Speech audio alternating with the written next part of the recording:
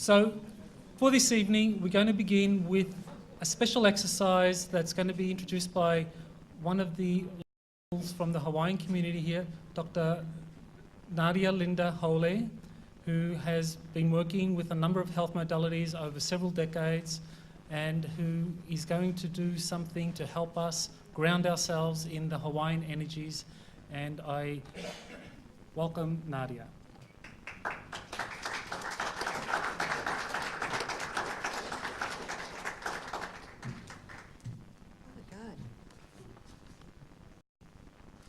I'm used to seeing people out here.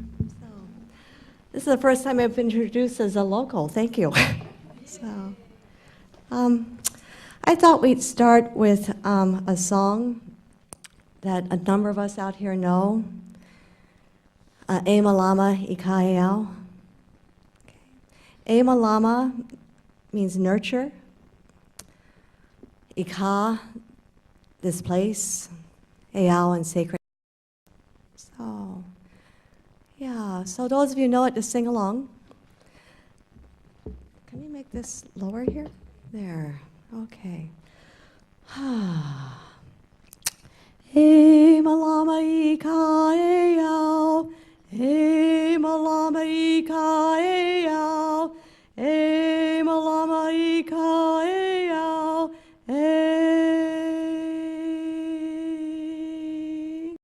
That third E Malama is E Malama Pono. Make it right, make it whole, make it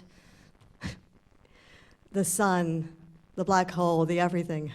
So E Malama I Kaeau, E Malama I Kaeau, E Malama Pono I Kaeau,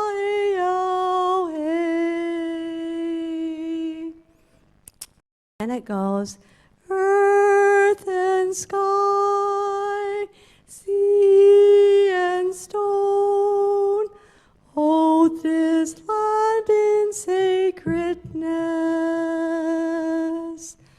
Earth and sky, sea and stone, hold this land in sacredness.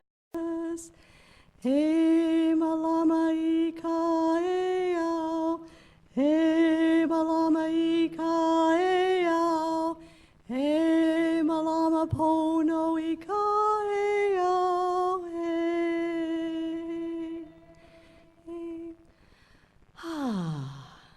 Thank you. Yeah. So Angelika asked me to help open the evening to the divine female energy and message of this conference. And it's a deep honor to be here, and there's so much divine female energy here already. It's with great humility that I stand here before you. So, deep breath in, deep breath out. Yeah. So it's all in the breath. I teach Qigong. I'm not a physicist. Yeah, I'm not a singer.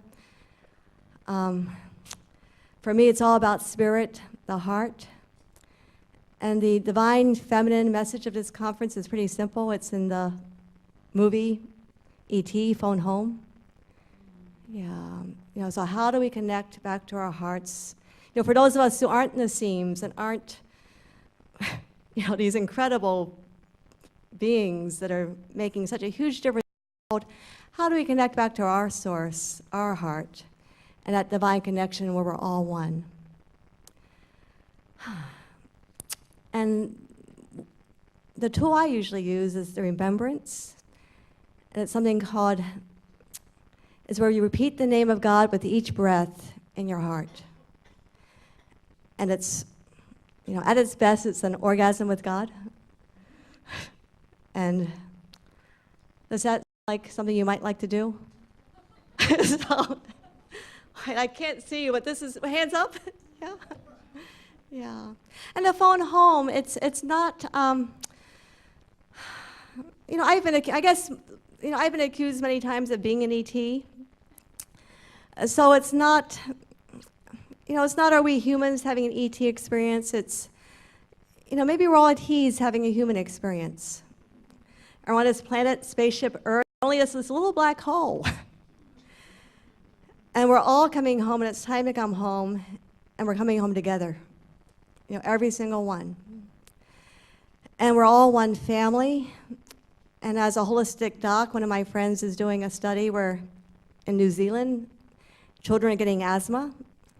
And the only factor for this increased risk in asthma is, our car exhausts, blowing holes in the atmosphere. So, and another piece in Qigong and in this practice called remembrance, is remembering that, even though we only have a short amount of time, 2012 is the date that's been marked, we're getting ready for this wonderful party. So now the orgasm with God. Anyone? So deep breath in, deep breath out. It's all in the breath. So deep breath in, deep out.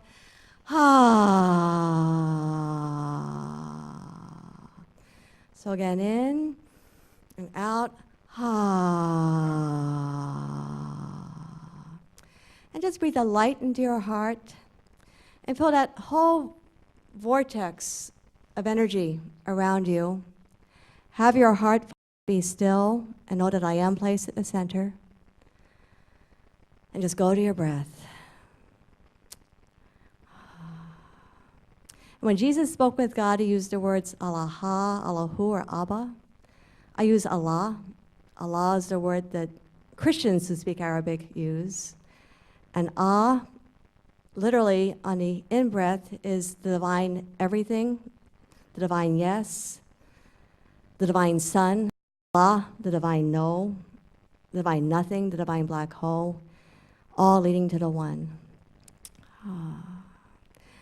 And so on the in-breath, the you tilt your head back a little, and you open your heart to this huge energy that's pouring in us. La, forward, dump out the thoughts, dump out the emotions. Just make yourself empty, and go back to the one. Just breathe into your heart. So deep breath in, deep breath out. Everyone, La. La. La. La.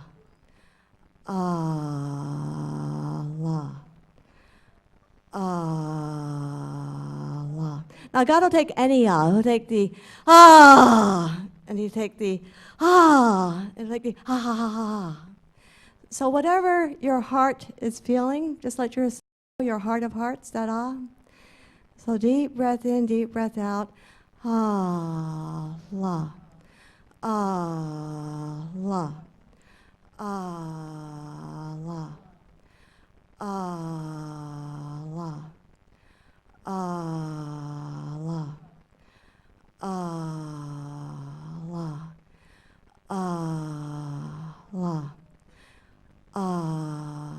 La. Little fast. La. La. La. La. La. La. La. La. La. La. La. La. La. La.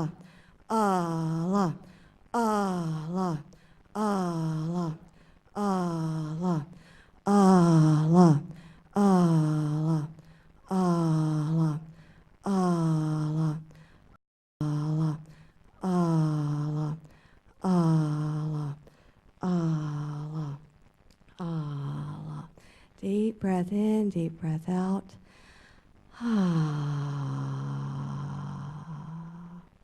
Yeah. And we'll close and open with the St. Teresa's prayer. St. Teresa's prayer. Deep breath in, deep breath out.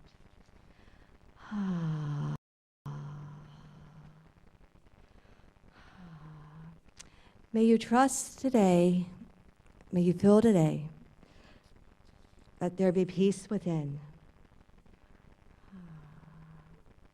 May you trust God that we are exactly where we're meant to be. May you not forget the infinite possibilities that are born of faith. May you give those gifts that you have received, pass them on, and pass on the love that has been given to you.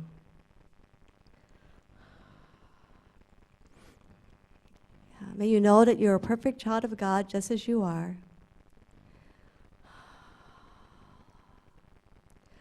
And may you let this presence settle into your very bones, into your heart, and give your soul them to sing, love, dance, and just be. So with great pleasure, thank you for being here. Have a wonderful weekend, and welcome, Angelika.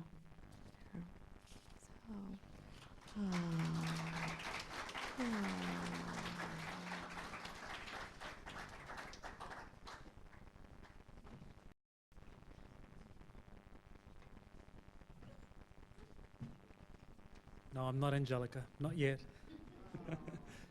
Don't quite look that way, do I? Well, it's not common that one gets the chance to introduce their wife to an audience, a public audience, at an international conference, but that is my opportunity, and I'm really thrilled to be able to do this.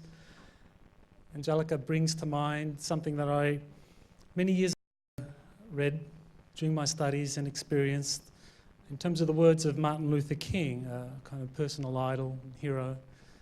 And he said any individual lives according to 3 dimensions in their life, and a complete individual lives all 3 dimensions simultaneously and works on each of those. And the first dimension is the personal, in terms of how they relate to their immediate family members or in personal relationships. And of course, being married to Angelika, I get to experience that, and I can truly say that she is just a magnificent being in every way, very supportive, nurturing, bringing out the best qualities in me, and that is something that I can certainly appreciate when I am with a partner who can truly bring out the best. And I think that's just such an indication of integrity, character. The second dimension is the social, how a person relates to society. And I think this conference is really a product of that. I mean, there is no way I could have pulled together this conference organisationally. Most of the work has been done by Angelika in terms of the preparations and getting things down to a T, and being able to work with a great team of volunteers, over 20 people, meeting them on several occasions to coordinate the minutiae of the conference so it runs smoothly. And that really is a product of Angelika working with a team of 20 volunteers and others helping the conference, and that is something I've been able to watch at close hand, and it really is quite remarkable to see just the level of professionalism and dedication that she has. So more than anyone else, I think she is really the reason why we're here today for this conference.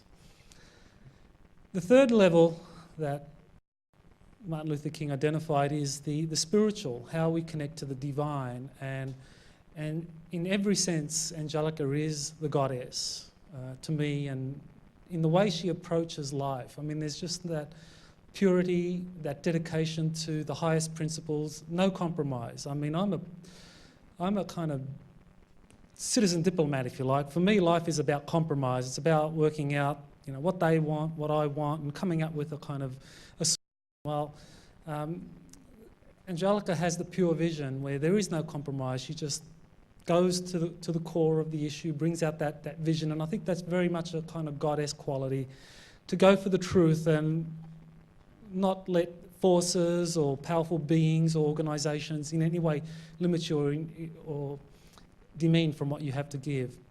And what we're going to see tonight is an example of that goddess energy in terms of looking at our hidden history and our telepathic future. So with that, I'd love to introduce Angelika Whitecliff.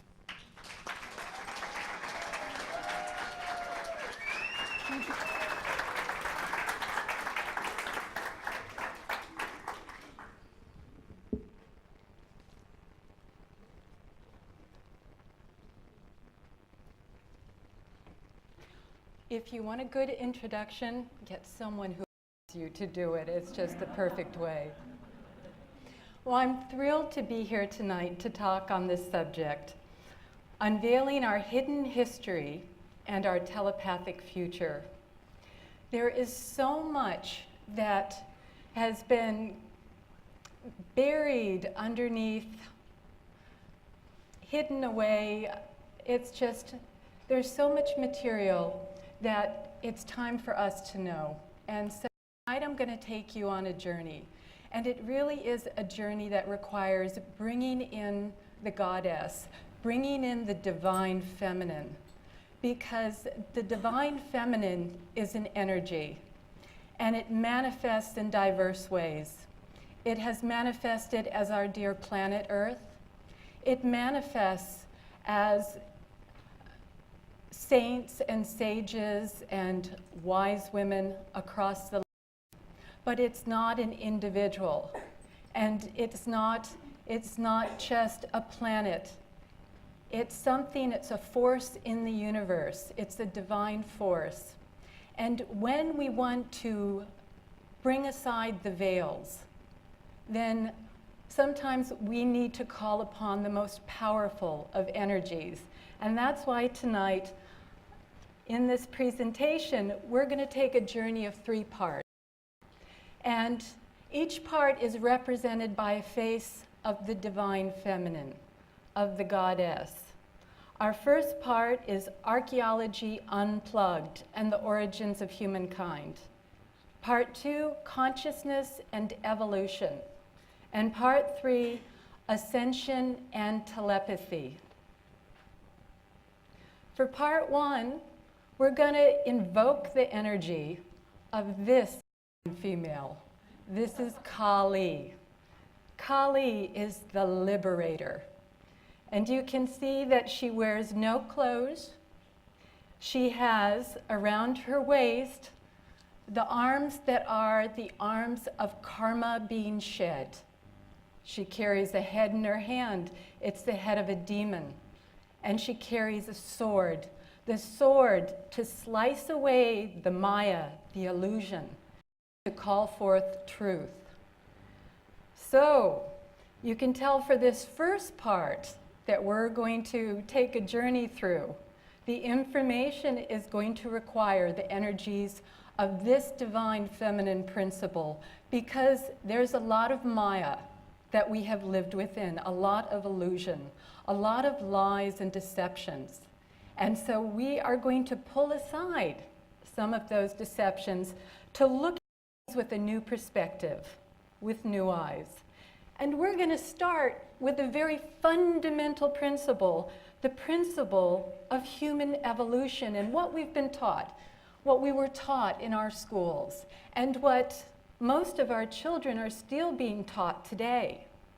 The scientific view of our past, right here is represented in these pictures, or at least the conventional scientific view. And this is theory.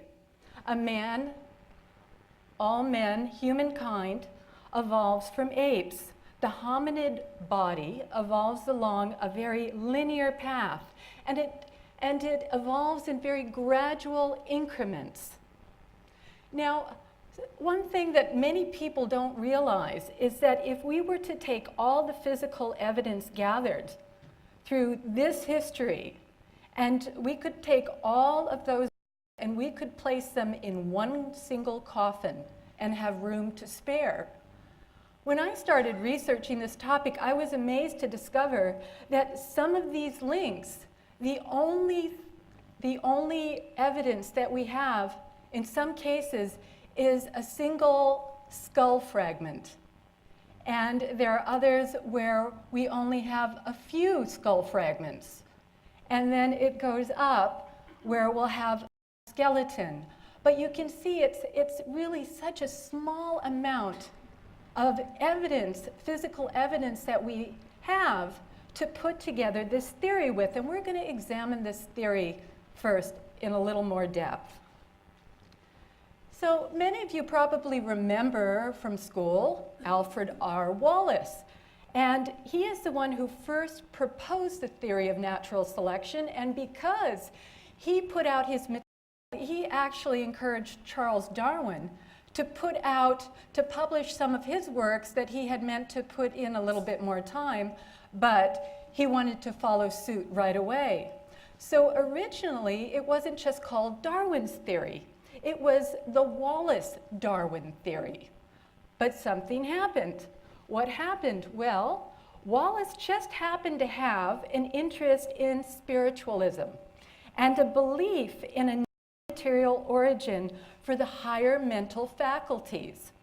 In time, he would come to say that the theories put forth by Darwin in natural selection did not encompass, in his opinion, the framework of the non-material and the higher mental faculties. And so what happened then is that he developed a rather strained relationship with the scientific community, who later on cut his name away, and it was no longer the Wallace-Darwin theory, but it became just Darwin's theory of evolution. So this is something that Michael Cremo writes about in his book, Forbidden Archaeology. And what I'm going to do in the next few slides is I'm going to sum up a lot of his work. This is a book that I recommend to everybody in this room. Forbidden Archaeology does an incredible job of collecting data about all the physical evidence of evolution and laying it out in a way that is much different from the conventional point of view. And one of the things that Michael Cremo points out is that theory determines how evidence is treated. So the thing is with that is, you would think that evidence would determine theory. But in fact, not only in this field, but in most fields out there today, it is actually the reverse, that theory determines how evidence is treated. And when you think about that, the implications are huge, because you've just created a box. Once you have a theory, you have created a framework. And if now you want to uphold that framework, but you get evidence that doesn't fit inside of that current model, then you're going to have to do something with that information. And what often happens in the scientific community, in this field, and many others, is it gets just shelved. It gets put away from public view so that you don't get to be informed. You don't get to talk about it and discuss it and contemplate the meaning and how perhaps theory or model needs to be expanded. So scientists and others routinely accept evidence that supports their preconceptions and theories while rejecting, either consciously or unconsciously, other evidence that does not uphold their views. And this little cartoon here actually says a lot, and I bet a lot of people in this room have actually thought about this. So these two are sitting around and there's something's just not right. Our air is clean, our water is pure, we get plenty of exercise, everything we eat is organic and free, and yet nobody lives past 30. That is strange. Well, there's actually a lot of evidence to support point of views outside the current model. So let's just look at Darwin and evolution for a moment here. And these four numbers are numbers that I'm going to bring up throughout the evening, because this is the conventional model that we were all taught in school and that many scientists are still adhering to today. And that is that about 2 billion years ago, life began on Earth. We have a fossil record of single-celled creatures to give evidence to this. And there is a natural progression, of course, according to the theory of evolution. And 40 million years ago, the apes and the monkeys all of a sudden showed up in the fossil record. 6 million years ago, we had our first Ape Man, and now they say that 100,000 years ago, anatomically modern humans emerged on the scene. Actually, not long ago, they were putting that number at 35,000 years, and they've pushed it back now because of some more recent finds over in Africa. But they're saying modern humans, Homo sapien, did not appear on the scene until, you know, a relatively short time ago.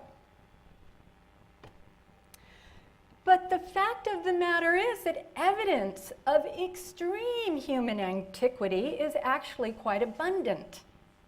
Now, here's an example in northern France. There is a controversy around a particular jaw that was found at Abbeville, the Abbeville pit. And what happened was, back in around 1863, Jacques Boucher had a team out there digging. They were finding many artifacts, and eventually what they uncovered was this jaw. And of course, they had all the experts examined it, and how they dated it was the layer that it was actually found in, the geological layer that it was found in. Well, that geological layer was dated at 320,000 years ago. The experts looking at the jaw determined that that jaw was of an anatomically modern human. So, back then, now, the Darwin's theory was not etched in stone yet. And so, at first, everybody accepted that. But then what happened is, over the years, some rumors started to circulate that some of Boucher's men had pulled one over on him, and they had substituted some of the artifacts for fake artifacts. Well, that spread like wildfire through the scientific community. Now, this was in England, and they came along. The scientists then stood up and said, well, you know, we heard this rumor, and if they're saying some of the artifacts are false, then that jaw must be false too. So it's all a forgery, and they just let it go at that. Now, what you don't get told is that that jaw was taken over to Paris. And all of the scientists of the day in Paris looked it over and said, you know what? We think this is real. We absolutely agree that this is a modern human jaw, and we agree that the layer that it was found in with the dating of 320,000 years ago. Well, also what you're not told is Boucher went back.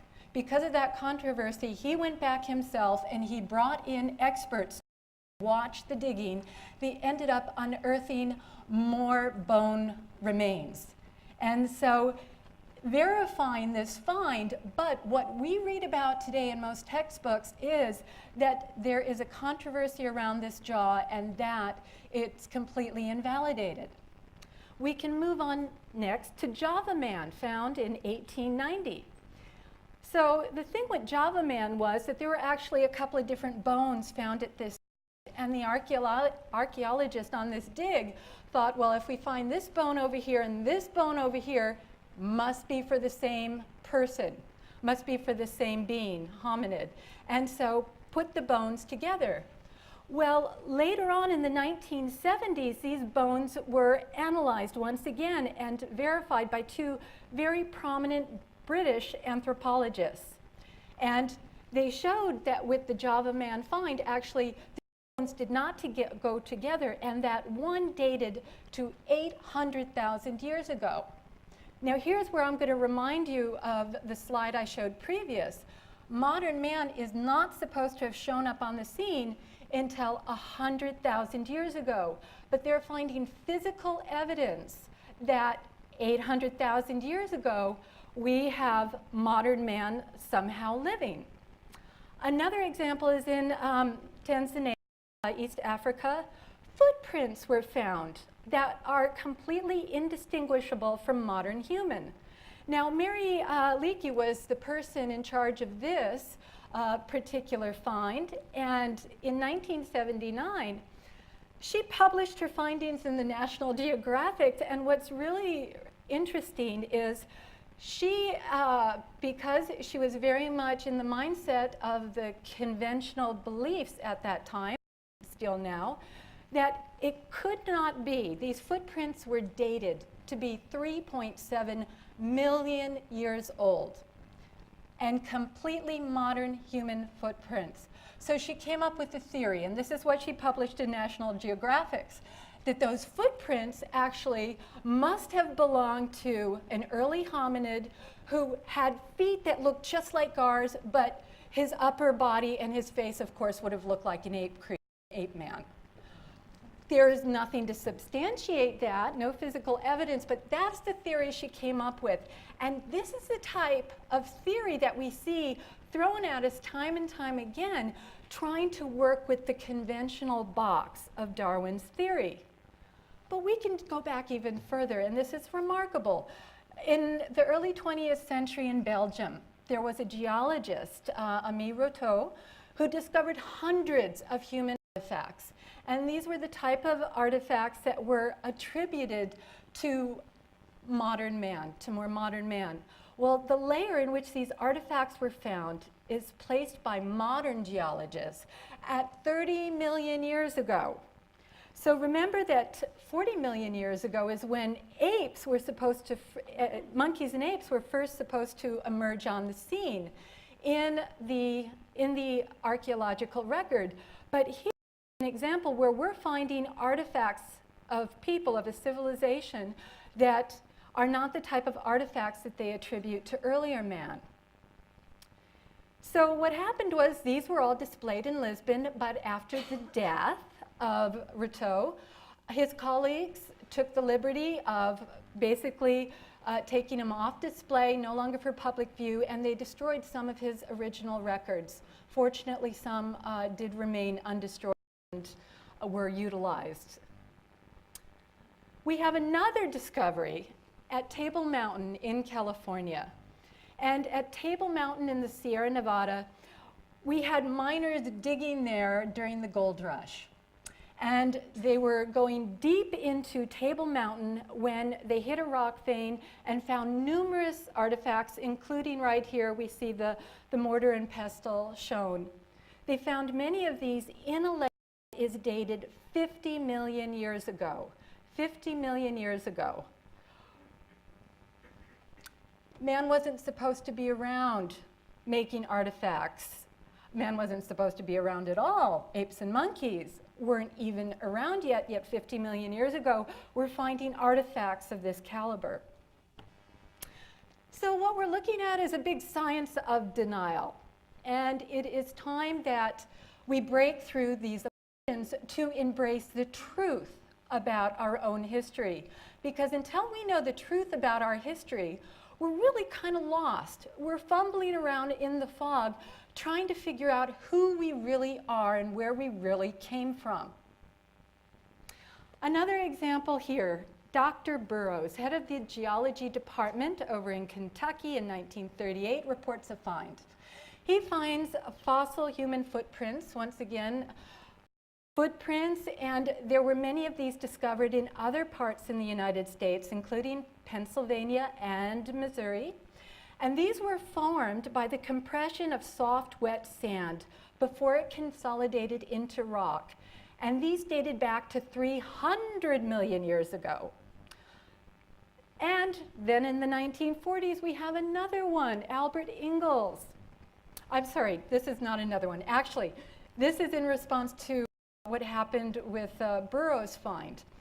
This was a geologist, and he published a statement in the Scientific America in 1940, and he said, if man, or even his ape ancestor, or even that ape's ancestor's early mammalian ancestor existed as far back as this period in any shape, then the whole science of geology is so completely wrong that all geologists will resign their jobs and take up truck driving.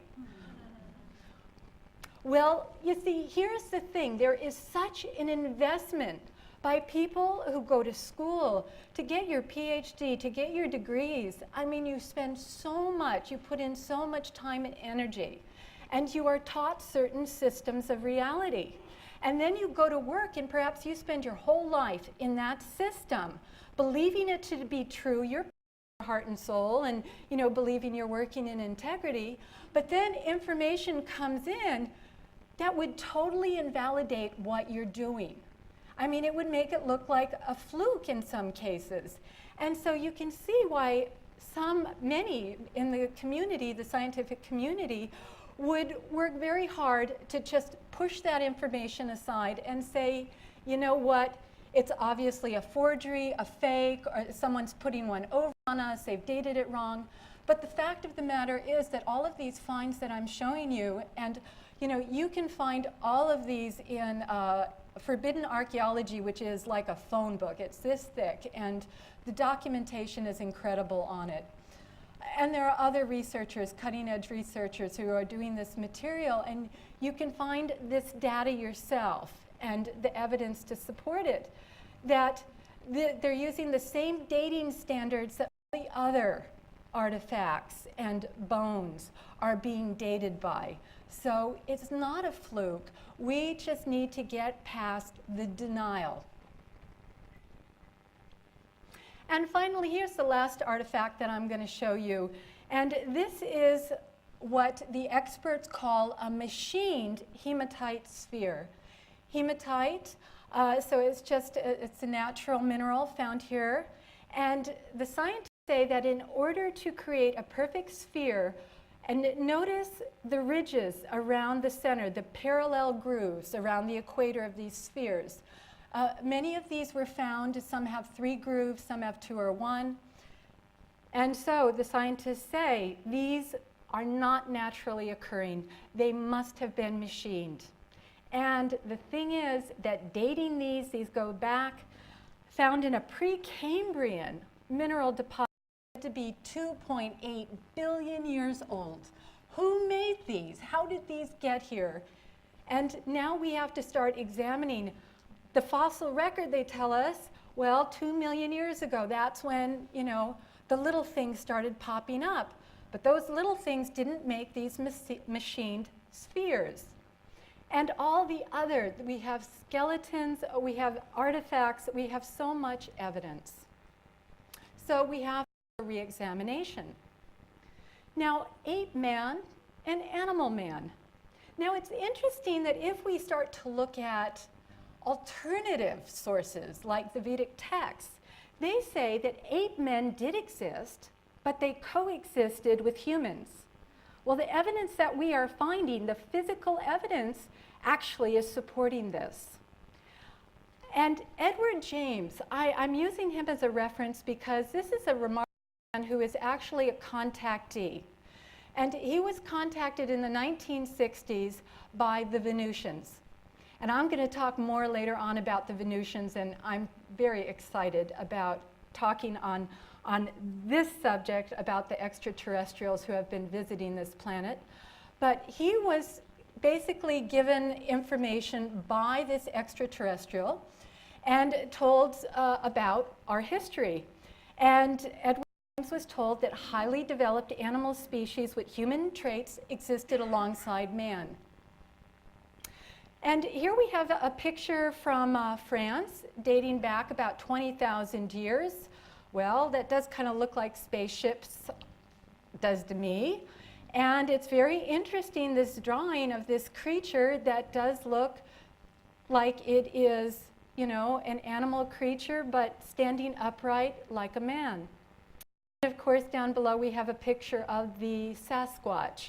And it's really wonderful that more and more information is coming out about the Sasquatch, and more people are taking interest and not just shunning it and pushing it aside as a fable. So let's take a look here at modern humans and Neanderthals. So I pulled this off of the internet from a recent ABC News Online report, September 1st, 2005. It says that new evidence has emerged that Neanderthals coexisted with anatomically modern humans for at least 1,000 years in central France. Well, much, much longer in other places, but this is what they're giving us in 2005. Well, they'll give us 1,000 years. Now, first of all, for the Neanderthals, they were a little bit smaller, height-wise, than Homo sapiens, but with larger brains. Now, here we have a picture, you see, on your right-hand side of what we were all shown in school, what a Neanderthal looks like. But using the latest imaging, medical imaging technology, and taking the skull and bone fragments that we have, you can see in the picture next to it a recreation of what a Neanderthal head would have really looked like, and it is compared to a human skull, to a modern human skull.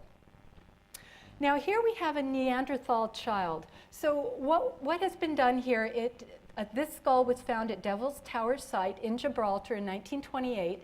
And what they did using modern medical imaging technology, took the bone fragments. You can see there, once again comparing a modern human child skull with the bigger skull next to it as a Neanderthal child skull. And then what they did was they made a casting. They did a 3D imaging and made a casting, and so you see the little girl below is exactly what the facial structure would have looked like off of the bones that were found at the Devil Tower site. This is what a Neanderthal child would have looked like. Not quite what we were shown earlier here with this beast-like man that we were led to believe. Right here, someone who could actually walk among us, and we wouldn't tell the difference. And as a matter of fact, recently it was reported to the American Anthropological Association in Phoenix in the last few years, a report was given that modern Danes and Norwegians have identical features to this Neanderthal child, to the Neanderthal hominids. Isn't that interesting? Cro-Magnon man in Europe. Okay, Upper Paleolithic. So he was around for only about 30,000 years. We're not sure why he just kind of vanished. Robustly built. I don't know, ladies, you can look at him. Is he date-worthy? You know, I don't think he looks bad. Forehead was straight, you know, slight brow ridges. The face was a little short, wide. His brain capacity was about 100 cubic inches, somewhat larger than the average modern humans. Now, Cro-Magnon man was the one responsible for the beautiful cave paintings.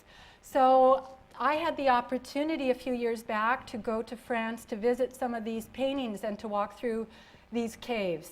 Here's an example. They're dating it 15,000 years ago. And just look at this beautiful piece of artwork. To me, not just to me, actually in the art community, what makes for good art?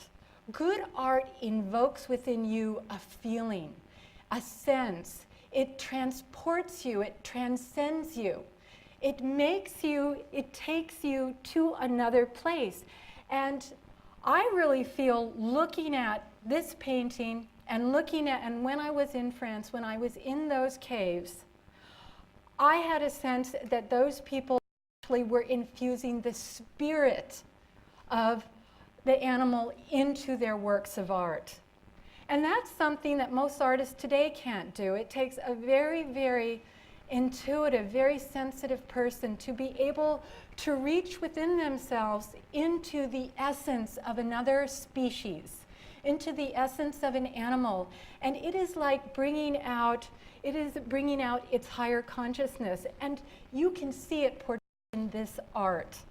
So this tells me that we have to reconsider our view when we say, oh, you stupid person, you're just like the cavemen. Well, maybe the cavemen weren't so stupid after all. And so we have to ask too, now what happened to Cro-Magnon man? There are several things that we can consider, and one is, did cleansing happen? Today, it is so amazing. We still have ethnic cleansing happening amongst races. One race trying to wipe out another. Is that what we have here? There is a possibility that they ascended, that their consciousness rose to the state where they were able to change their frequency. And thus, in changing their frequency, they would no longer be a part of this physicality. Or There's also a possibility that this is an ET group, an extraterrestrial group, who was here for a while and then they left. Cro-Magnon man always buried their dead with flowers and artifacts. They were really a remarkable people. So where am I going with all this? Okay, we're walking a journey, and I'm going to bring many different elements in to paint a broader picture.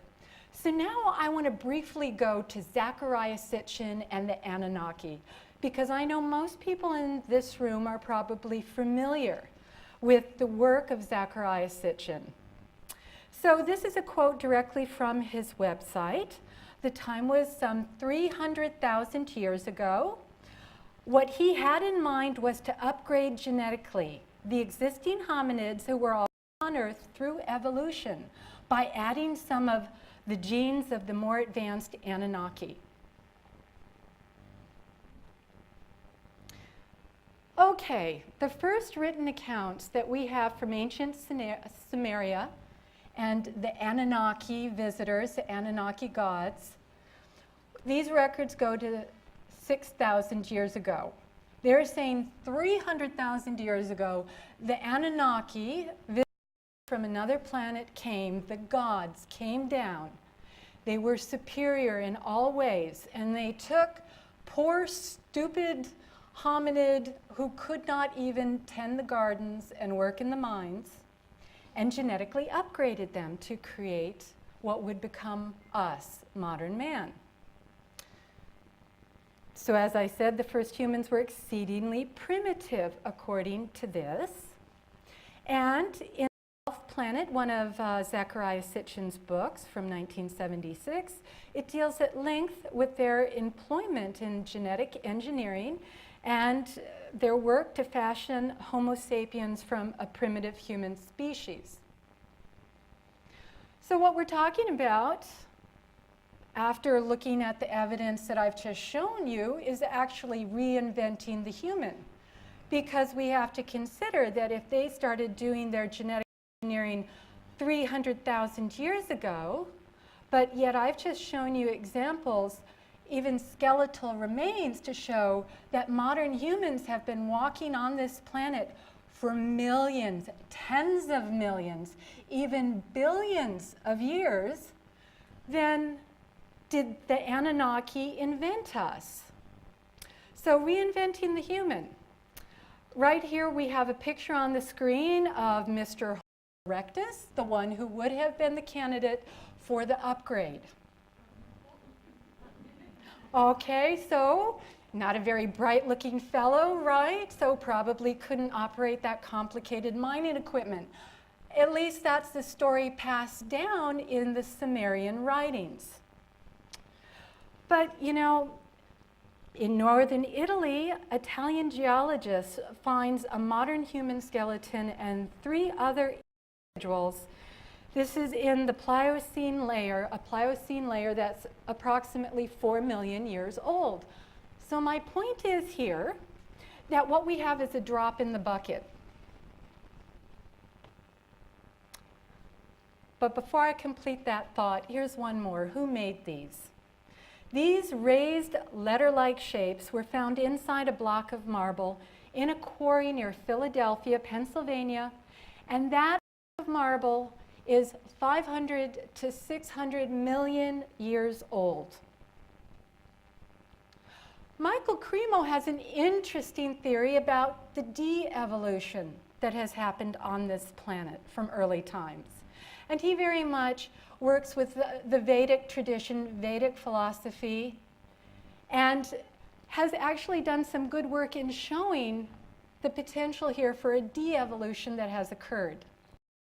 Now, another theory is, and this is by contactee Alex Collier, and he says that he believes that the de-evolution of humans by Anunnaki took place through genetic engineering. So what he's actually saying here is that the victors, the conquerors, the people who have control of the government, who have control over society, get to write the history. There is a possibility here that from 300,000 years ago, going to now our first writings that we have 6,000 years ago from Sumeria, that a little hanky-panky took place. And, you know, if you want to control a group of people, then, you know, you tell them they came from dirt, from nothing, that they are nothing, and that they should be grateful to you for what you're giving them. It's a possibility here that most certainly the Anunnaki did not create humankind on this planet. There is a possibility working within the region that they were in Mesopotamia, that they worked with a small group of the population. But there's so much other information and other civilizations that were going on during this time period. The great civilizations of Atlantis and Lemuria were existing in these time frames. So, okay, if the Anunnaki didn't make us, and evolution, according to Darwin's theory, doesn't work, let's bring in another piece of information here to help to build a new view. So you didn't get good genes. Okay, how many of you say, oh, I don't like my genes and I blame my parents? Well, actually, it's not the problem that you might think it is. People, pioneers like the microbiologist, Dr. Bruce Lipton, is coming along, and he's examining the junk DNA. And most of you, I'm sure, know that they're saying 97% of the DNA is junk DNA. Well, what is that junk DNA? Well, it turns out in the junk DNA, there are over 1 million structures of something they are terming jumping DNA. And this jumping DNA has the remarkable capacity of breaking loose, and it moves. It can literally move in the code from one place to another. What they've found is that if you have a species that has lost a part of their genetic code, something has been bred out and is no longer being produced in that species, well, it's not gone. It is not lost. It is like there is a memory imprint of it still remaining. And the jumping DNA, what it can do is it has the capacity to break free and to rewrite the missing code. And they have worked in laboratory experiments with mice and other creatures and have witnessed this type of rewriting. Now, it mostly happens because of the relationship to the physical environment. But there's even more exciting work coming out that actually consciousness is what is stimulating this kind of activity, and thus we ourselves can help to rewrite the code through our consciousness, through the way we think, through a loving, positive attitude. We know that we can improve our health. Well, now it looks like we can improve our DNA. Science is beginning to come forth with this information to show that we have this potential within us. So you can't keep a good consciousness down. Clear scientific evidence that consciousness has a direct relationship to jumping DNA. And because love raises consciousness, you can use love to rewrite, to upgrade your own genes, your own code. Consciousness is evolving us. Consciousness. So the origins of mankind, of humankind. Where do we come from? So, like I said, we've already looked at how the conventional theory of evolving from the apes does not match the physical evidence. Now, there is also biblical creation, which all the scientists, not all, many scientists will automatically go, no, don't give me that one. Now, the fact of the matter is, though, that if we look at the Bible and how it has termed the series of events of creation, it only spans back 6,000 years. So there's something wrong there, and we can't use that time scale because we have physical evidence to show us another scenario. And now, Zecharia Sitchin has great work in deciphering the Sumerian text, but those Sumerian texts are telling us that the Anunnaki made us. But we've been on the planet, modern human man has been on the planet millions and even perhaps billions of years before the Anunnaki even arrived. So what's going on? Well, there is another thing we can look at, and this, it just gets more fun and exciting. Now let's look at our ancestors, our extraterrestrials, who seeded the Earth long ago. Now we're going away from genetic alteration in a laboratory. And we're saying they actually came here and they are us. Now, there are many petroglyphs, cave paintings, many different things throughout history that show us this relationship. Here we have two examples pictured, one from Italy dating back 10,000 BC. You know, you can argue what that is, but I think that is very clearly two human beings in spacesuits with helmets on. So what were those supposed primitives drawing? Well, I don't think they were so primitive, first of all. And second of all, I think it's very clear that they were just depicting their experiences. So here I have a quote from Arthur Matthews. Venusians were 5 foot 6 inches tall to 16 feet tall, blue-eyed, bronze suntan color, and golden hair, golden or reddish hair. Now, why I put this in is because Arthur Matthews was a protege of Tesla. And because one of the presenters tomorrow, Ralph Ring, got to work with Otis Carr, who was the other protege of Tesla, really made such an incredible contribution. Tesla, Otis Carr, Arthur Matthews. And Arthur Matthews worked with Tesla for many, many years. And he inherited a lot of the information, but he was a kindred spirit. His mind thought in that same way. Well, another reason I include this quote is because he himself, having this relationship with Nikola Tesla, said that Tesla actually was a Venusian, not a reincarnation here from another world, a starseed as we call it these days, but that he was actually a Venusian baby who was brought over on a ship, on an extraterrestrial ship, and that he was delivered to an Earth family who would raise him. And he was brought to this planet to help.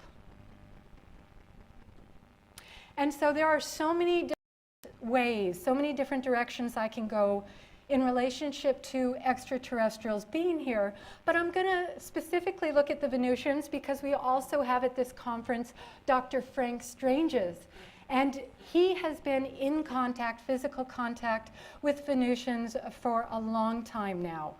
And there is so much suppressed evidence here from extraterrestrials living within our own solar system, just like us. Just like us, and it is time for this information to come forth. And so here we're just going to give you a small fragment of information for you to consider. We're going to go now to the American Southwest, because as we said earlier, as Arthur Matthews said, the Venusians were 5 foot 6 to 16 feet tall. 16 feet, that's pretty big. Well, it turns out, though, that we actually have evidence, physical evidence, of skeletal evidence of beings that large being on this planet. So in the American Southwest, it is actually filled with these skeletons of giants, of remains. And this is something that rarely gets out into the public, and more often, when you do see this information, it is at conferences with archaeologists and geologists and people of the scientific community who make these finds. They get ridiculed, they get dismissed by the conventional community, and so they just have to come to the venues that will allow them to actually display their information and share it with the general public. So at a site, there was a leg bone that measured 47 9.24 inches. And this is actually on display today at the Mount Blanco Fossil Museum. And what they did, we have a person here standing next to, what they've done is they've come up with a model so you can see how tall this person would have stood. And he would have stood 14 to 16 feet tall. As I said, evidence is kept out of the public view.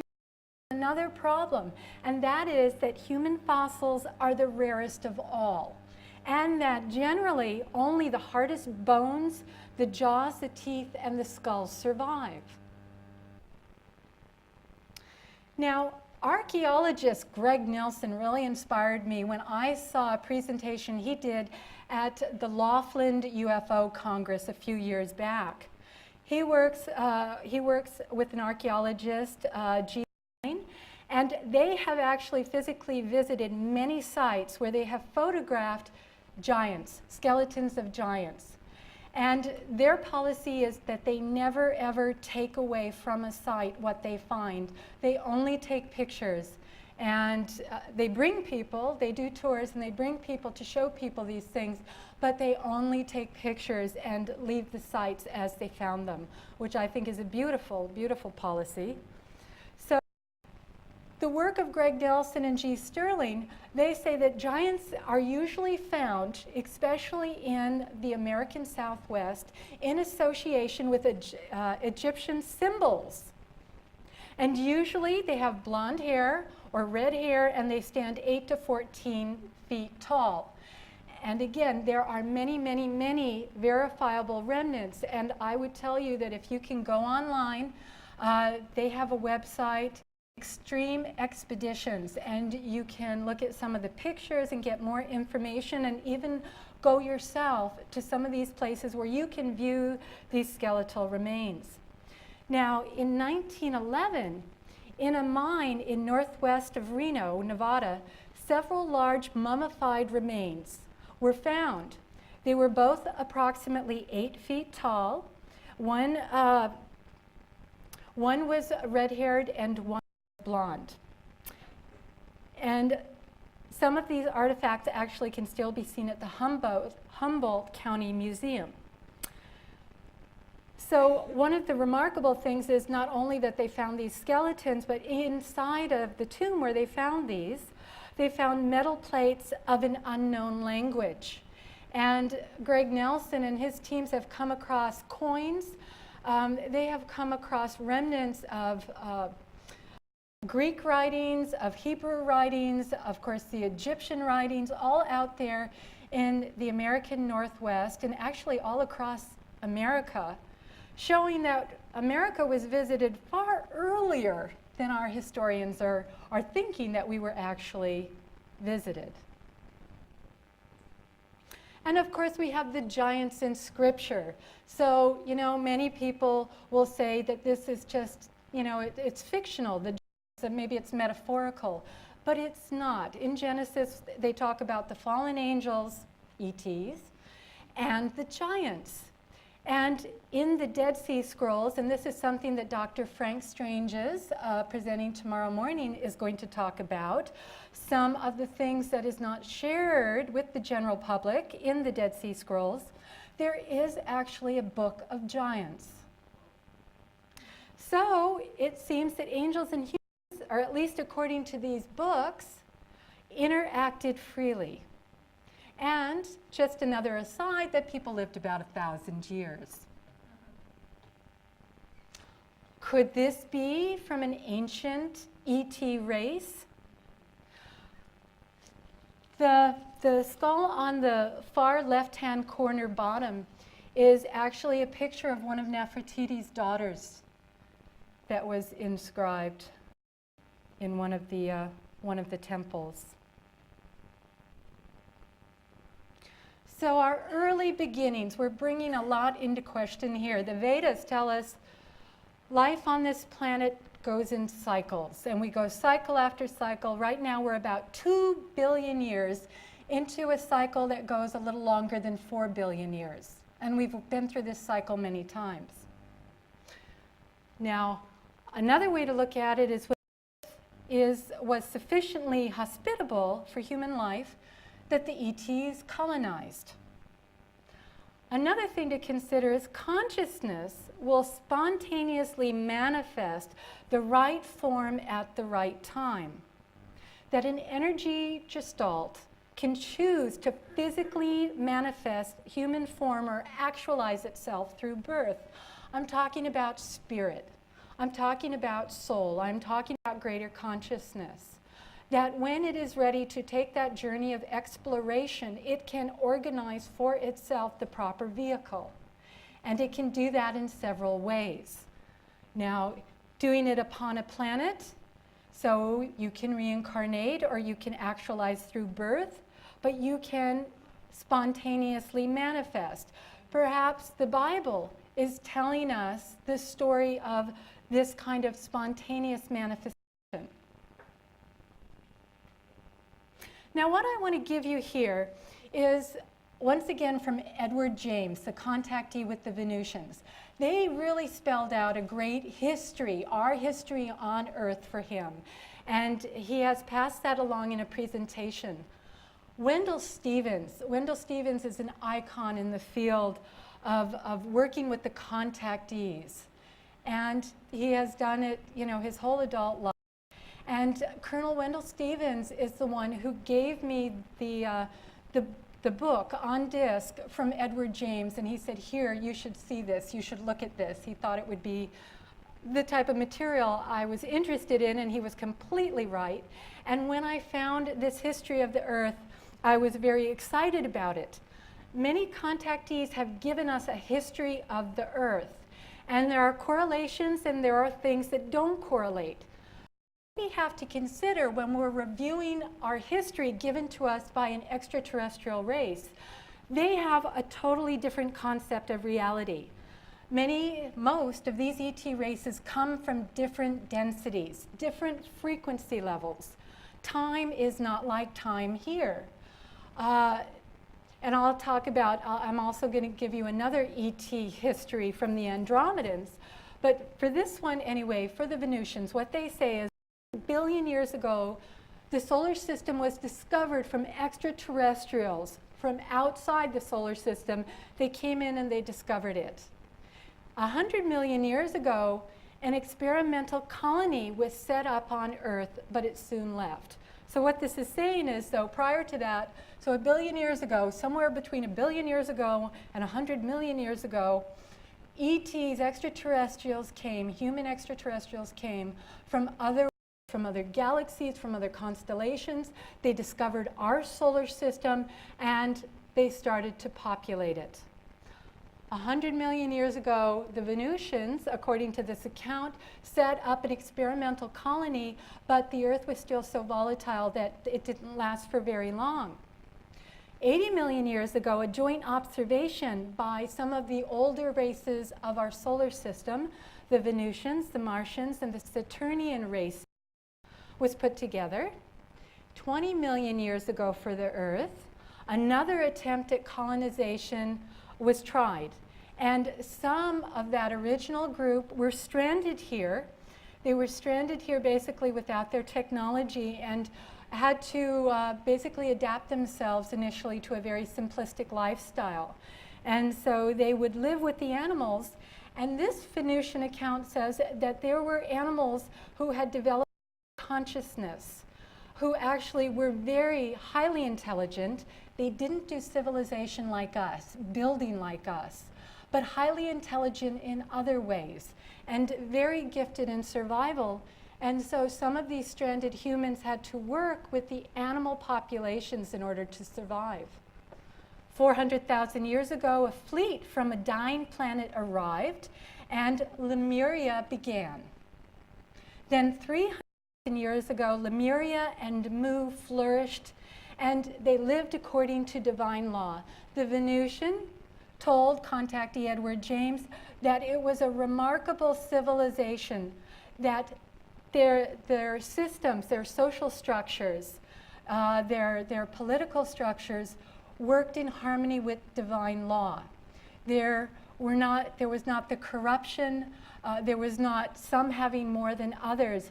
There a greater embrace of spirit and a sense of balance in living with nature, living in harmony, having science be in harmony with the spiritual maturity of the race. And so they flourished. But then their violent volcanic activity began, and it just rocked the planet, and it rocked these civilizations.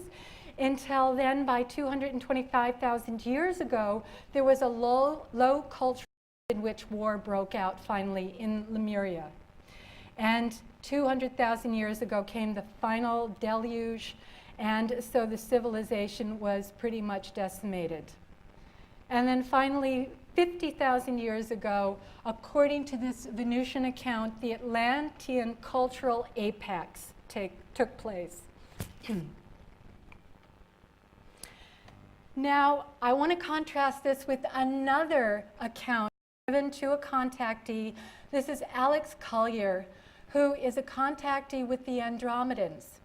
This is a race of, once again, human-looking beings. They tend to stand taller than us, usually around 7, 8 feet tall, 9 feet tall.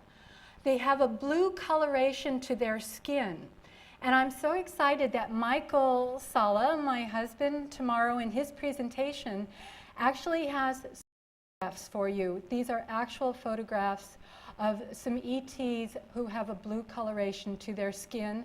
This is a new contactee account out of Italy, or a new contactee story that's emerging out of Italy. It's remarkable, and Michael will share on that tomorrow.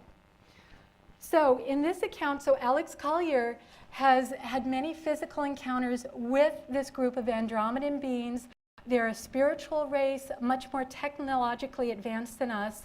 And they say that they have a stake here on planet Earth because they are one of 26 races. They say there are 26 major races who help to seed us here on this planet. So according to the Andromedans, they say that how it happened on Earth is that many different ET groups showed up at different points in our history. 100,000 years ago, they said, in New Mexico and Arizona. As far as the Andromedans know, the first ETs to show up were the Sikar. They were a reptilian race, a hydrogen-based life form. And they set up a complex that they called an Eden. Basically, it was a totally self-contained biosphere. So they're not oxygen breathers, they're hydrogen breathers. And so, of course, they would have to bring their own self-contained world. But what Alex Collier says is that oxygen-based planets, oxygen-based life forms are the most diverse. So if you want a rockin' planet with a lot of activity, you don't go to the hydrogen-based ones for the life form diversity. You go to the oxygen-based planets. And so they came 900,000 years ago, and then we see a progression of different races showing up. About 763,000 years ago in China, a group from Orion, from Rigel and Betelgeuse came in an Eden, set up a self-contained biosphere. Some of these races were here just scientifically to observe. Some of them were here seeding, gathering up different species, adding species that would work in the environment. Some of them stayed, and some of them left after only brief periods. 741,000 years ago in South Chile came a group from Capella, from Ursa Major and Minor. In North Africa, we had vegans, also known as the Lyrans. The Lyrans are known, according to Andromedan history, as the original human root race within our galaxy. And the Lyrans came from somewhere else, but we don't know where they came from. The original race stood blonde-haired, blue-eyed, tall, a very spiritual, beautiful race. And they went and they populated the different star systems. Let's see, then we had you see there's just more coming. In North Africa, the Cassiopeans, an insectoid race. We hear about people having contact experiences with praying mantis-like beings. And quite possibly, this could be a group from the constellation Cassiopeia. And I'm just going to skip down now to the end, and what the Andromedans finally say is that 72,000 years ago, Lemuria founded as a collective colony, that many of the extraterrestrials banded together to work in harmony to set up a civilization, and it worked really great for a while until disputes happened, and then it just deteriorated. 57,000 years ago, Atlantis was founded. Now this is different, the time frame is different than the Venusian account, but consider that the Andromedans, the way they measure time is by how long it takes for all of their cells to replace themselves in their body. For them, it takes about 36 Earth years. And so it's a totally different perspective of how you gauge time. And so they're trying to translate their concept onto our concept to give us, somewhat of a workable system just to translate our own history. But in the end, what has to happen here is we have to reach inside ourselves using our own cosmic awareness, our own intuitive abilities, because at a cellular level, we already have this knowledge and we need to access it and gain it for ourselves. But our brothers and sisters out there are saying, hey, we're going to give you a little help. Now, I talked about some of the ancient civilizations, and I'm just going to throw this in because there were many ancient cultures that were much more advanced than today. And there is a great little book out there, and it talks about 64 things that we have yet to discover how to do. We can't do these things of engineering. We can't do these things with science yet or in the arts. It's a book of 64 discoveries by an archaeologist named Jonathan Gray. And just one example. So first of all, Bimini, the Bimini ruins of Atlantis. Do you all remember that show with Leonard Nimoy, In Search of, where you would watch the Bimini Wall? It's like the new discovery. Have we found Atlantis? Maybe this is it. Well, the scientists came along a little bit after that and said, no, no, no. That is a natural formation. It's just natural formation that is not man-made. So, a lot of excited people start to hang their head. But what you don't probably know is that more recently, there has been some salvage work being done where they are actually hauling up some of these ancient stone blocks out of the seabed, and they're bringing them to Florida for jetty construction. They're just naturally made. Well, what they discovered, you see, what the scientists argue at Bimini, well, there's no sign that man did anything here. Well, what they found when they brought these up is that through these blocks, and you have to know that these blocks are solid granite. Now, this is one of the hardest stones. So it wears down diamond drill bits to a nub extremely quickly. And what they discovered was perfectly drilled through 12 feet of granite. But some of these holes were remarkable in that they were in the shape of a 5-pointed star. So of course, it couldn't have turned, because if it would turn, it would be round. But somehow they were able to drill down 12 feet into granite block in a star-shaped pattern. And then other blocks in Bimini contain 1.5 to 6-inch diameter, perfectly round drilled holes, once again going down as deep as 12 feet. So now we're going to go to part 2, which is consciousness and evolution, because this is where all of this is leading.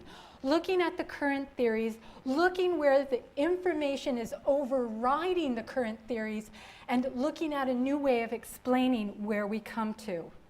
And so now we put aside Kali, because she has done her job now for us.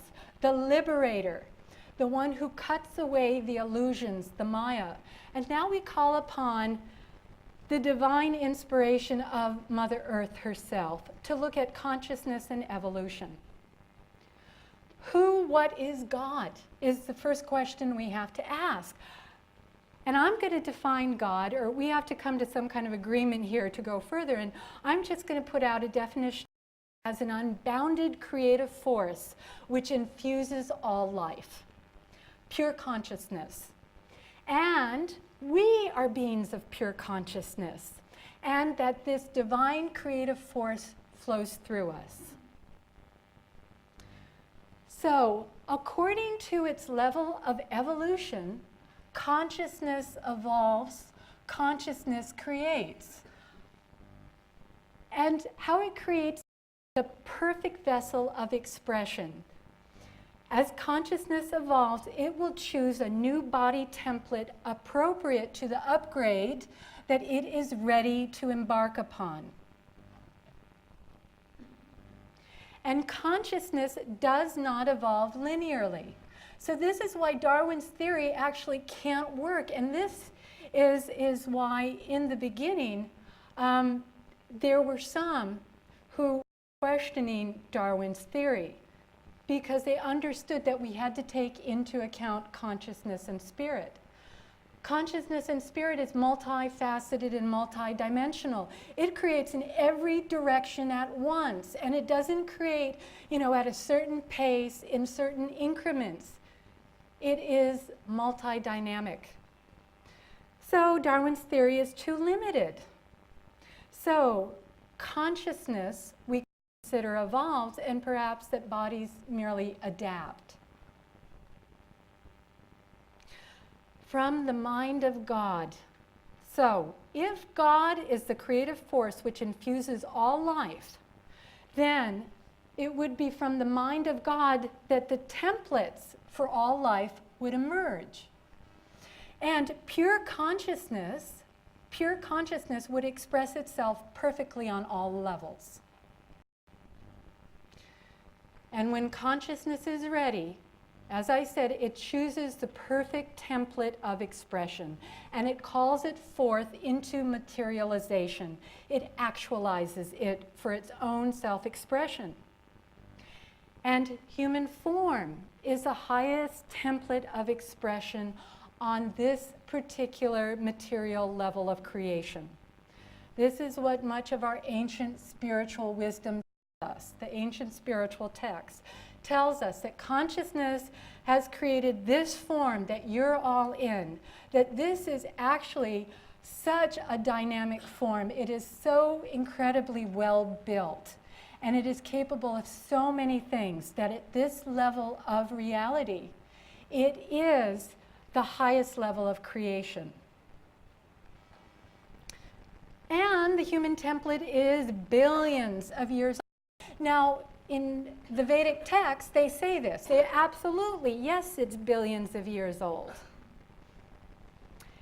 And consciousness we have to consider now, though, when it is going to manifest.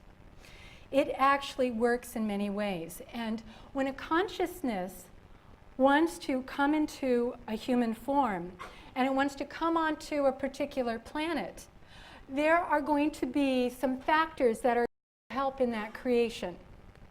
So consciousness works through the logos, or it works through a galaxy, a star, a planet, all those things.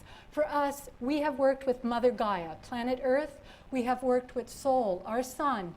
We have worked with the Milky Way galaxy. These are all beings of consciousness, different levels of expression of consciousness. And they have a certain degree of free will. Now, I say a certain degree because they are much more in harmony and flow with the divine will. And humankind was given complete and perfect free will. So you can go in any direction you want with your creations, and you can create in harmony, be a co-creator with the creator, or you can create illusion all around you where you keep cutting off and making more and more limitations about yourself that you have have the capabilities to be a godlike human being, to be a co-creator with Source. Well, so the galaxy, the sun, the planet will all have input, they all have consciousness, and they will work with you as a spirit, holding consciousness, wanting to incarnate into a human body. And what will happen is there will be a fusion. And so a human being created on planet Earth is going to be absolutely unique to a human being created on Venus, or a human being that is born in the constellation of Andromeda, or the galaxy of Andromeda. It's all going to be the same human template, but there is going to be certain unique factors that are going to be brought in that have to do with the consciousness of the planetary entity, the solar entity, the galactic entity. Yet we are all one great family of humankind. And Anastasia, now I'm so delighted to have Leonid Shirashkin presenting on these books, the Anastasia books out of Russia. I tell you, you just have to buy these books. They are remarkable. This is the story of a woman with some very ancient sacred knowledge to share that can really help to wake people up. It is encoded with energy, with downloads, and as you read it, it activates within you your own memory. Well, Anastasia, and I think that she would pronounce it in Russian, Anastasia, states that Earth humans are unique to all ET humans. And so what I just explained is a way in which we are unique from our brothers and sisters, even within our own solar system, because of Earth, because of Mother Gaia, what she would give to us as characteristics. Now I want to look for a moment at soul communications, because soul is an individualized expression of consciousness. And emotions are the way in which a soul communicates with the body, and the body communicates back to the soul. You know, we're not on our computers typing in information, pressing enter, and sending it off in an email to the soul. We're feeling, we're infused with emotional energy. And that, the more potent the emotion, the more density of information in that communication back to soul. So we use emotions to communicate. A diverse but disciplined emotional range leads to great mastery. And our spiritual teachers through the ages have talked to us about this. Buddha, in the Buddhist tradition, it is very much about mastery of the mind. It is not about eradicating emotions. It is about being the master of them. And being the master of them, you can still have the dynamic nature of them and the huge amount of information they carry. But now it is you who are the master in relationship to everything that takes place. Our emotional range really fascinates many, many ET groups. The Andromedans, for example, say that they don't have the emotional range that we do. They say that they are so fascinated by the fact, they say that, they told Alex Collier, they were watching a police officer who shot a fleeing criminal. One moment, so that act of violence, one moment against another human being. And they said they watched, actually they felt too, they have the ability to feel what people feel. And they felt that police officer then run, for all he was worth, up to that person he had shot and deliver mouth-to-mouth resuscitation, trying to save his life. And they said, this is the most remarkable human being could try and kill an individual one moment and save his life the next. They said, we just don't understand this. Many of the ET races, the reason they don't understand this is because they have decided to use technology to develop in ways. They have used technology to assist them instead of mastering their own emotions. And so there is a limitation that ensues process. Okay, the final gateway to healing is through the emotional body.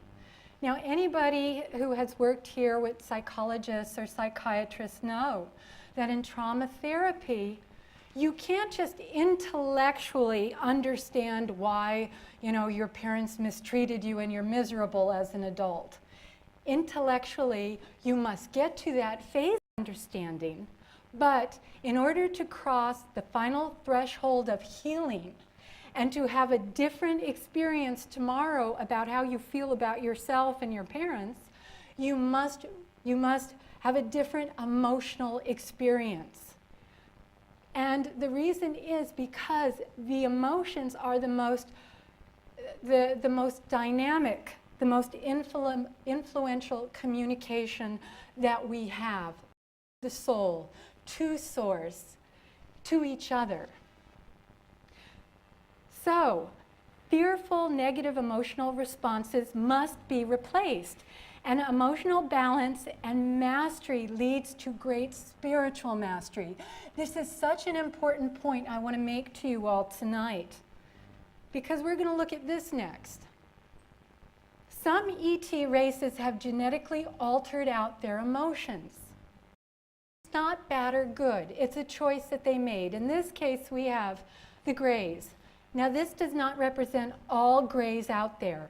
Just like there are many human races out there in the stars who choose different paths, different ways that their civilizations will progress, here too, with the Greys, there are different groups of the Greys.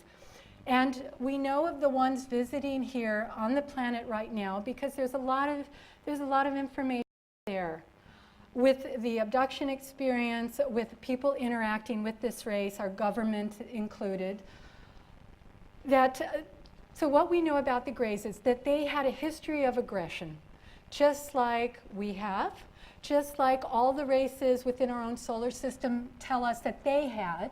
History of aggression, war broke out, but the thing is, what the Greys decided to do is they decided to use science to genetically alter themselves, to alter out their own emotions. Other races within our own solar system decided to master their emotions and to spiritually progress that way. Well, what happened with the Greys in this instance, at least this group of Greys, is that they genetically eradicated their emotions, and what they did was they weakened their own pace of evolution. Because when you don't have emotions to communicate to people anymore, you no longer can transfer huge data packets anymore that only a feeling and emotion can carry. And if you don't have that anymore to communicate with, you've just slowed your whole process down. So what's happened for the Greys here, now they have weak bodies, they rely upon cloning to a very extreme extent. They have a hive mind, and they are DNA harvesting of people around the planet because they're looking to create a hybrid, because they need a new form, because they've really crippled themselves. This particular branch has crippled themselves as a race. Now, why are they here? Well, they reflect to us what we're doing. They are a mirror. Like attracts like. The mirror is that we are doing tinkering now. We are modifying our crops, and we are finding that the results are really horrible in our bodies. We are mutating ourselves in a way that is not advancing us. It is just the opposite. This is working toward the devolution of humankind. So, to become a crippled vessel for consciousness, this is what we have the potential to do if we do not use our science wisely. So they reflect our own genetic tinkering, and genetic engineering is causing harmful mutations. Now, some ETs lose their souls and emotions to technological dependence. And this is another thing that this Russian series of books, Anastasia, talks about meeting with some other ET races. One human race in particular who she said live on a planet much that looks like this, and that it's all just red dirt, just barren. And they've created a technology that basically it's like a replicator. Anything that they envision in their mind, it can create. And you think, great, wonderful, I could have everything I ever desired. But the fact of the matter is that when you start to become so dependent upon technology that you start to cripple yourself, you lose the dynamic nature of the interactive potential of life. When you become so dependent upon technology, then what happens is these machines do it all for you, and you have just decreased your experience of life. And many ETs have done this. They've gone along this path, and now they look at us, they're intrigued by our emotions, they're intrigued by us as a race. And we right now are facing the biggest decision, you know, of our time here on the planet, of where we're going to go next, because we are on the brink of becoming that golden age civilization and going in the other direction of destroying ourselves. So, scientific maturity, spiritual mastery. Do we have the requisite maturity and balance to be doing this kind of genetic alteration, to be doing some of the tinkering that we are doing on our planet? Can we must ask ourselves, can we positively change what consciousness made perfect as a vessel of expression? Can we do better scientifically right now than consciousness being a better vessel for ourselves? Ascension of consciousness and form. So we have to look at, so do these races, whether it be this faction of the gray race or the Anunnaki race, these races who are of third and fourth density. So that's the level, that's the maturity level, the spiritual and scientific maturity levels that they have. Can they improve a creation that is billions of years old? So we may choose technology over developing our spiritual essence, but I'm one to promote that it is much wiser to walk the path that the many spiritual teachers on our planet have taught about developing our own consciousness, gaining mastery over our emotions, and working with the heart, working with the energy of love to evolve. Which brings us into the third part, ascension and telepathy. And boy, the time goes fast because I'm already pretty much at the end of the presentation. So I'm going to try and just whip through some highlights of this. Edgar Cayce said that a large number of advanced souls would incarnate on Earth in the latter part of the 20th century. The advanced souls mean advanced consciousness, which means that more intuitive abilities are going to be demonstrated as a regularity. Ascension, harvest, upliftment, these all could be used interchangeably.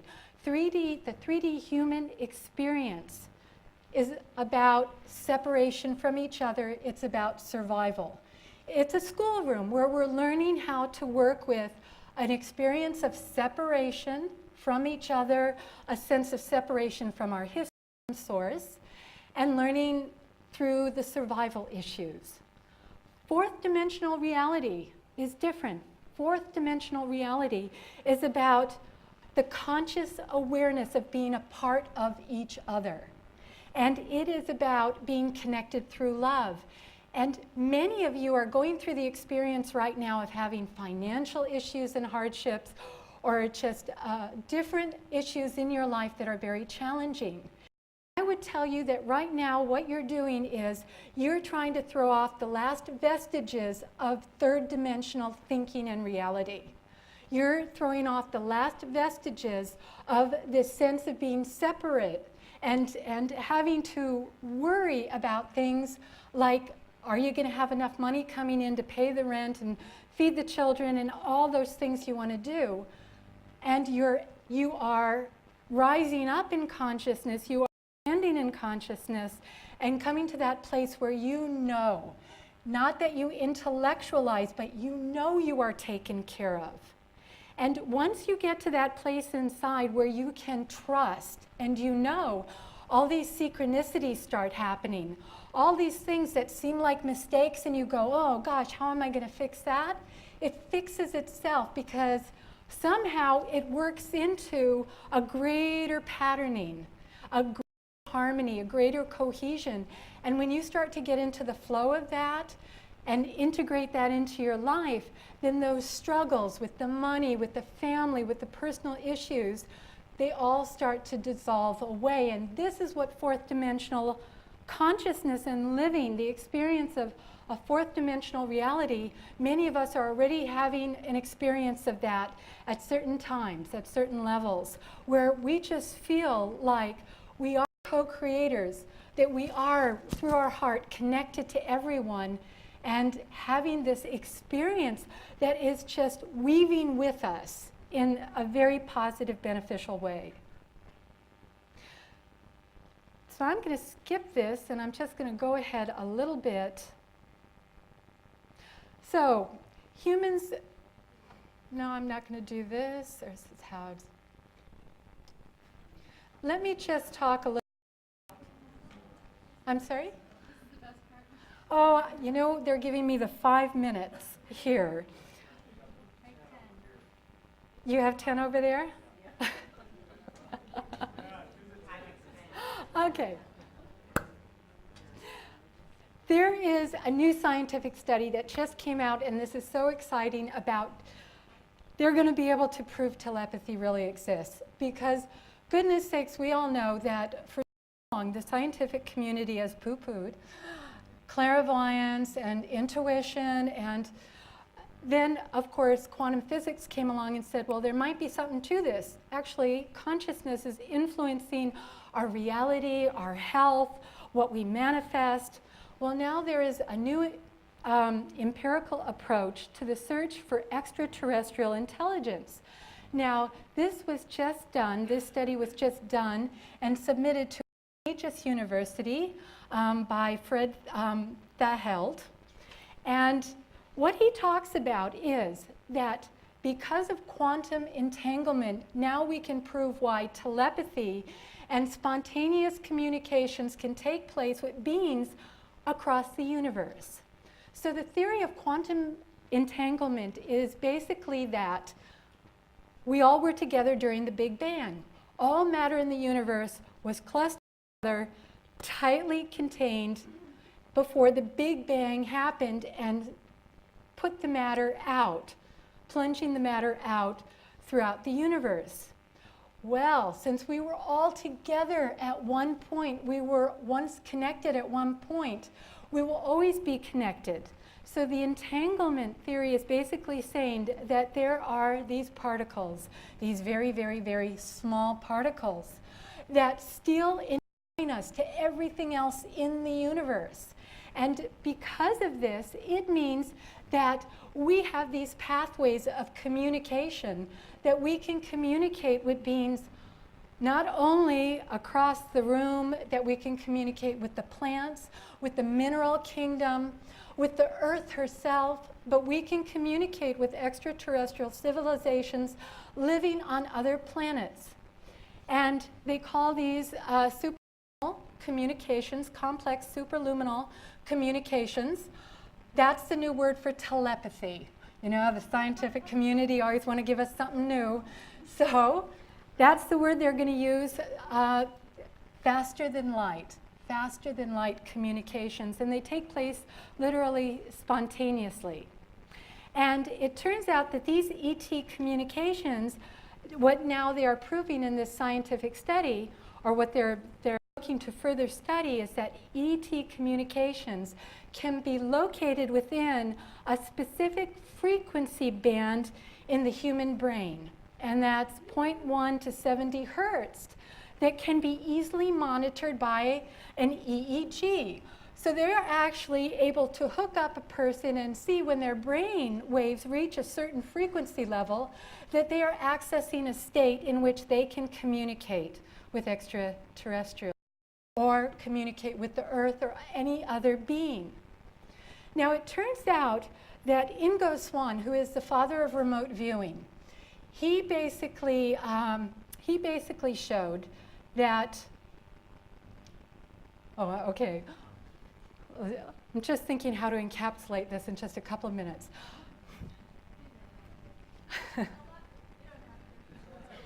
You all got it, right? There you go. So let me just go here and talk about the dolphins a minute. This is where I want to end it. The dolphins are a highly telepathic race. Many of you have had an experience, and I've had this personal experience. I was living in Berkeley, California, sitting in my meditation room one sunny afternoon when a communication came in to my awareness. And that communication was from a dolphin, and that dolphin introduced himself and told me it was my time to come and swim with them and be with them, and that they had many things to show me once I would do that. And I have talked to so many people, literally dozens of people from all parts of the country who have never even visited the ocean, and they're saying it's the darndest thing. I didn't even know telepathy was possible.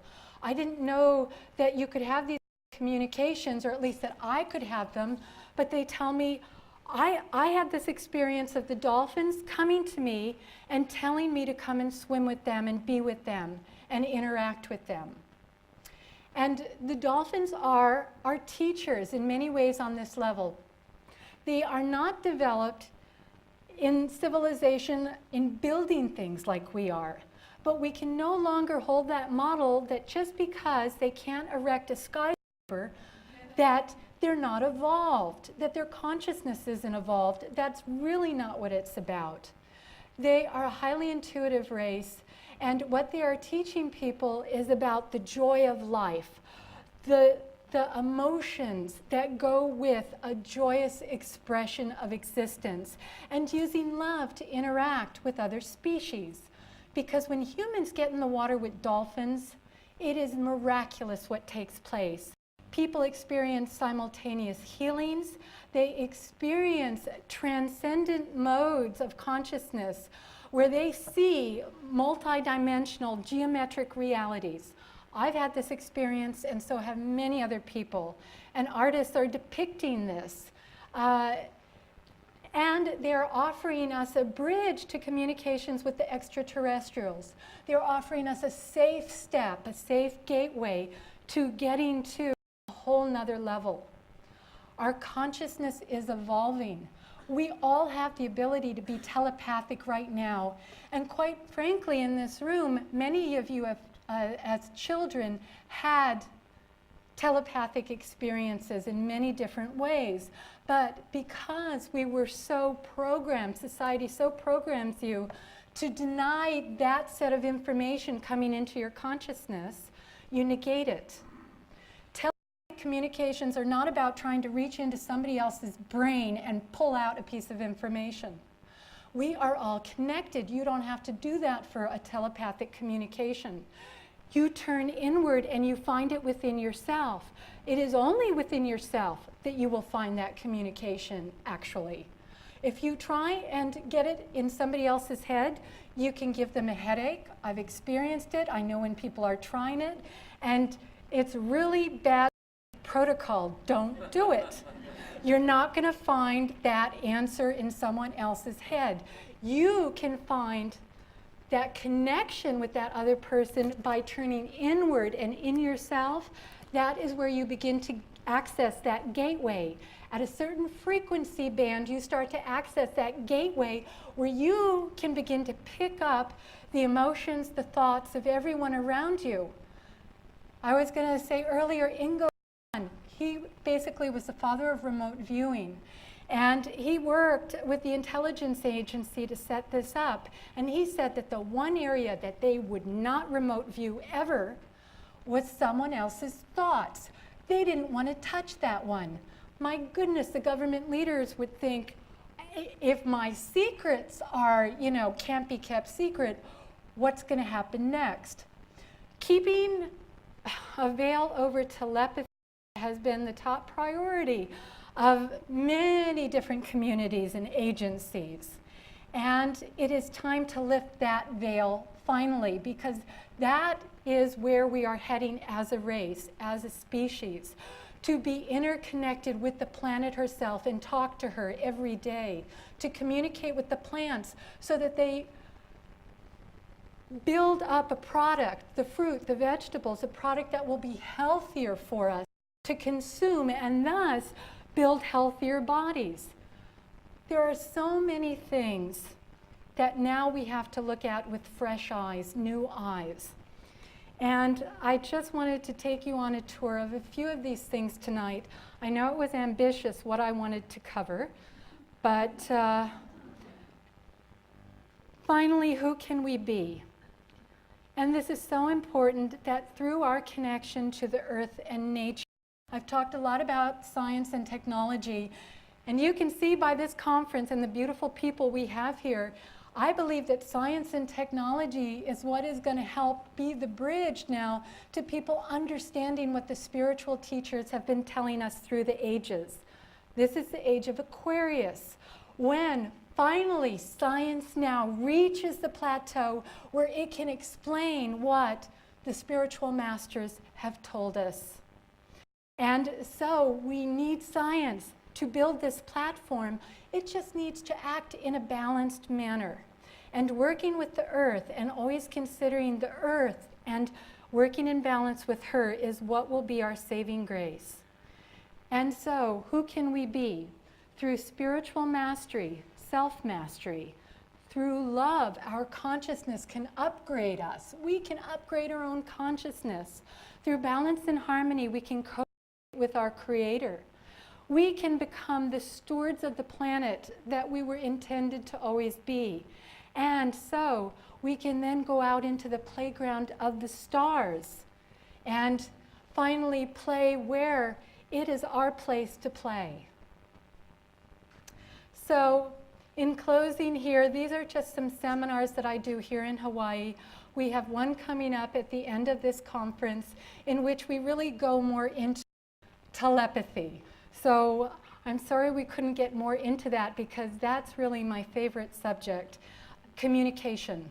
I consider myself a communication expert, and this is something that we really all need to become experts in because the planet needs us, all the species need us to be listening and hearing that voice. And if we hear and listen to that voice, we're going to make better choices and decisions.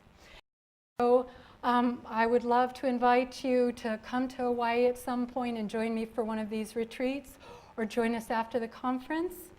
And there was one final thing I wanted to do, but I think we're going to just have to do that tomorrow, and it's just a short thing. So I want to thank you all for, for all your time and attention.